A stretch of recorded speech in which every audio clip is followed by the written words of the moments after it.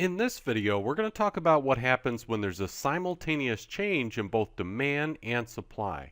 So there's four different things that can happen with a simultaneous change. We can have demand and supply both increase together, or they could both decrease together, or we could have where there's an opposite effect, where demand is increasing but supply is decreasing, or conversely, demand is decreasing but supply is increasing.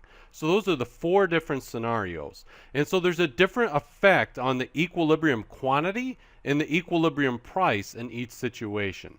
So I've just summarized it here for you. So basically, if you have an increase in demand and an increase in supply, so people are wanting to buy more of the good and suppliers are wanting to supply more of it, there's these changes happening, then the equilibrium quantity is definitely going to increase. It's definitely going to go up. But the effect on the equilibrium price is going to be indeterminate.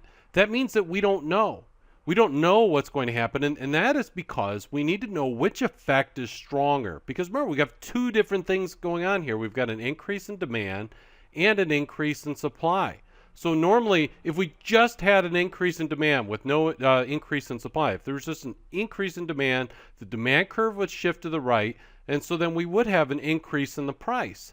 However, think about the opposite. If we had an increase in supply but no increase in demand, just an increase in supply by itself, the supply curve would shift to the right and we would have a decrease in the price. So the increase in demand by itself causes an increase in price, but the increase in supply by itself would cause a decrease in price. So the effect on price is indeterminate.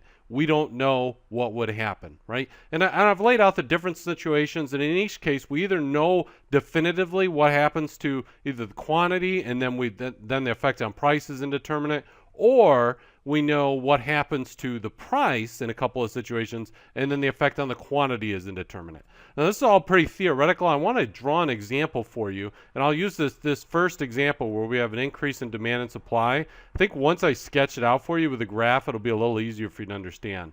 So let's take the market for wind energy.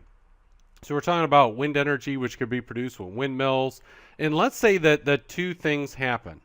So first, we have some increases in technology that make it easier and cheaper to produce wind energy. So because it's cheaper to produce, that's going to cause an increase in supply. So we've got an increase in supply. But then also, let's say there's a second thing. Let's say there's a second thing, and that consumer preferences are changing. They're changing so that now people are preferring more renewable energy. So they prefer wind energy to energy produced by coal or something like that. So we say now there's going to be an increase in demand. So we're going to have both of these, right? So there's going to be a shift of the demand curve to the right, and there's going to be a shift of the supply curve. So let me show you. Let's just graph this out, and I'm just going to draw you a really generic graph. Okay.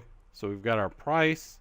We've got our quantity, and so here's our downward sloping demand curve, and then we change color. We've got our upward sloping supply curve. I'll call this S1, and then our supply curve is going to shift to the right.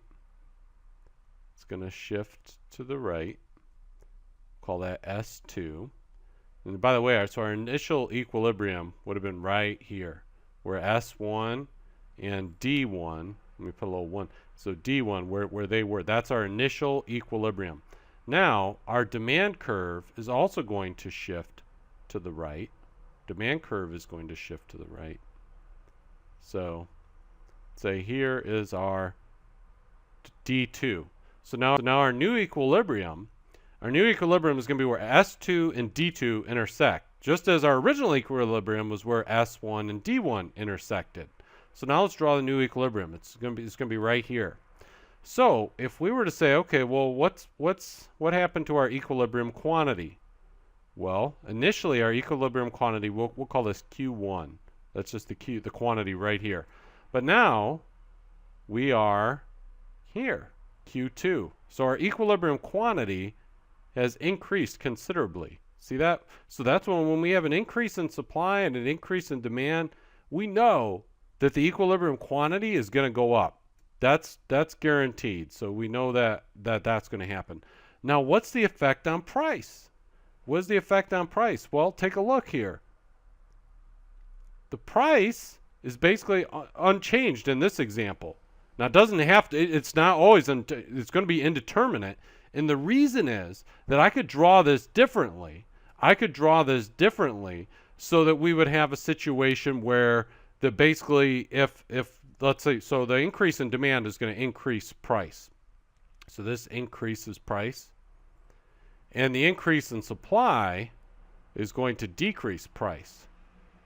So if the increase in demand, is kind of weak, if the increase in demand is weak, let's just say this was weak, and the increase in supply was really strong, then the increase in supply, that the effect it has on depressing the price would outweigh the increase in price from the increase in demand. Now again, that's kind of theoretical, so let me give you an example of this right here. So now this is just kind of a generic scenario where I had basically the increase in demand and supply were about the same amount. But let's say this scenario where we say, okay, the increase in supply is really strong, but the increase in demand is kind of weak. And by weak, I just mean it's not as large an effect. So let's do this. Here we go. I'm not using numbers and everything. I just want to save you time and go through this quickly. So let's say that here's our demand curve. We'll call it D1, and then we have a shift. Or well, let me finish drawing out all the. Let me draw out the supply curve and stuff too, so I don't want to confuse you. So here's S1, and then that's our initial equilibrium would be right here. So we'd have Q1. And we'd have P1. So again, we're going to have an increase in demand and an increase in supply simultaneously. But I'm going to draw it such that the increase in demand is kind of a small increase in demand. So let's say, let's make it even smaller than that. So let's say the increase in demand, it shifts to the right. You see that the D2 is shifted to the right of D1. So it's an increase in demand, all right, but it's not as wide as we had over here. Right? So now let me show you, let's do again a big increase in supply. A big increase in supply. So now we got S2. So our equilibrium is going to be where S2 and D2 intersect. That's right here. See that? That's our new equilibrium. So we plot these points here. So we're at Q2 is our new equilibrium quantity, and P2 is here. So now you see P2, so the new P2 is less than P1. So Q2 is greater than Q1. So we have an increase. We know that, right? Remember we said with an increase in demand and supply at the same time, there's always going to be an increase in quantity in the equilibrium, right? So we know that. That's not changing based on which effect is stronger or weaker, right? Whether the supply change or demand change. But now look at the price. Before we said, well, we don't really know what's going to happen.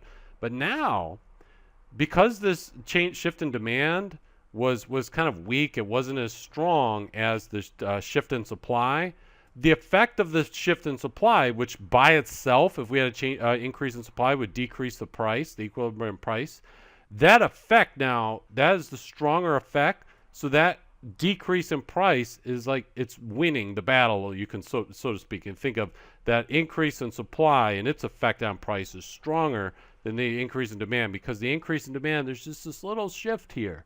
There's just it's a shift, but it's a little, but then look at the shift to the supply curve. Okay. So conversely, if we had done something where we had a really strong increase in demand and then a really weak, kind of small increase in supply, then the opposite thing would have happened. Then we would have actually had an increase in price.